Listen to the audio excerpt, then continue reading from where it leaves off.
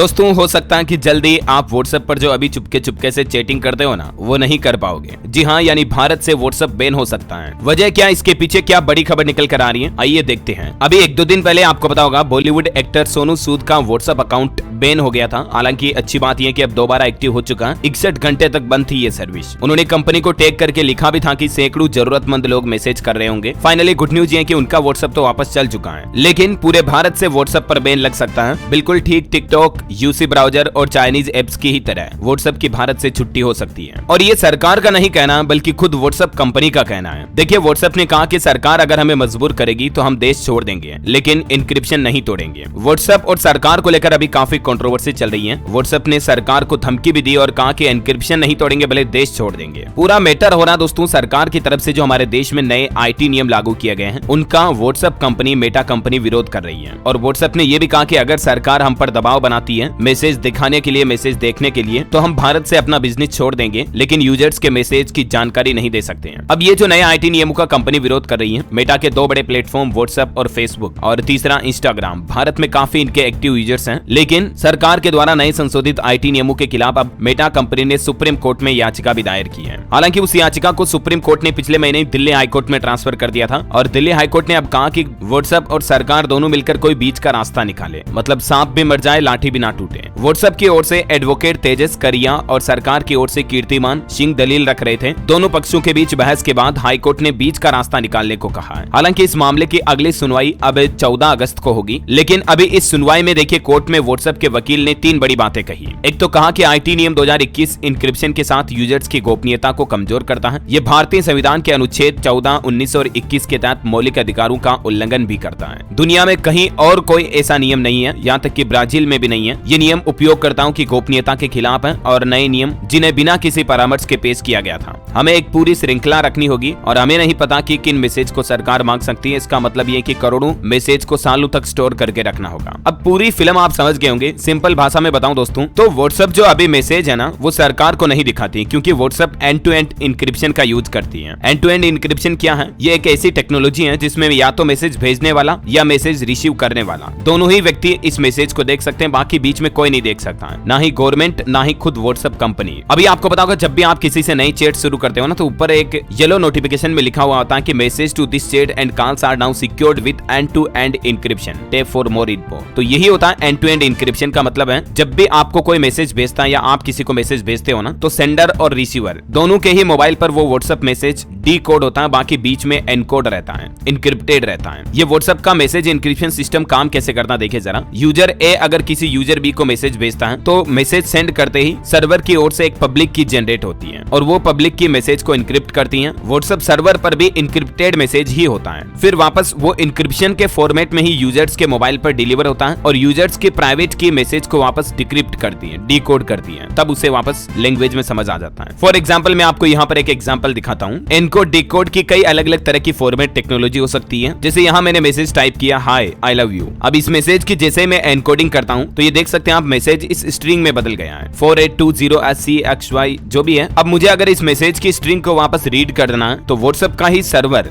आपके फोन में प्राइवेट की के जरिए उसे डिकोड करेगा। तो मैं इसे डिकोड करूंगा तो वापस मुझे ओरिजिनल मैसेज रीड करने को मिल जाएगा। यही सिक्योरिटी की व्हाट्सएप की चैट को ज्यादा सेफ और सिक्योर बनाती है, देख सकते हैं आप। ये जस्ट फॉर मैंने एग्जांपल के पर्पज से बताया। इससे होता है कि आपकी सारी चैट प्राइवेट रहती, सिक्योर रहती, चैट को कोई पढ़ नहीं सकता। लेकिन अब सरकार ये व्हाट्सएप से कह रही है कि आप हमें आपकी चैट और मैसेजेस बताओ। किसी भी यूजर के अगर हमें मैसेज देखने हैं तो कंपनी को बताना पड़ेगा। लेकिन व्हाट्सएप का कहना है कि हम यूजर की प्राइवेसी को कमजोर नहीं कर सकते ऐसे। तो यही वजह की सरकार और व्हाट्सएप के बीच कंट्रोवर्सी बनी हुई है। अगर कोई समाधान नहीं निकलता तो 14 अगस्त को सुनवाई होगी। हो सकता है कि व्हाट्सएप अपनी बात पर अडिग रहे और व्हाट्सएप भारत से कारोबार भी बंद कर सकता है। तो ऐसे में हो सकता है व्हाट्सएप मैसेजिंग ऐप भारत से बंद हो जाए। खैर ये तो वक्त ही बताएगा, लेकिन अगर आप जनरली व्हाट्सएप यूजर भी हैं तो कुछ बातों का ध्यान रखें। कुछ मिस्टेक करने पर आपका व्हाट्सएप अकाउंट ब्लॉक हो सकता है। ये कुछ सेफ्टी टिप्स आप स्क्रीन पर देख सकते हैं। इन सेफ्टी टिप्स को हमेशा फॉलो करें। ओके, तो उम्मीद है दोस्तों व्हाट्सएप यूजर्स के लिए न्यूज अपडेट आपको जरूर जानने मिला होगा। इस वीडियो को लाइक और शेयर करना, DLS न्यूज चैनल को सब्सक्राइब करके बेल आइकन जरूर दबा देना रोजाना ऐसे इन्फॉर्मेटिव काम की खबरें देखते रहने के लिए। जय हिंद, जय भारत, वंदे मातरम।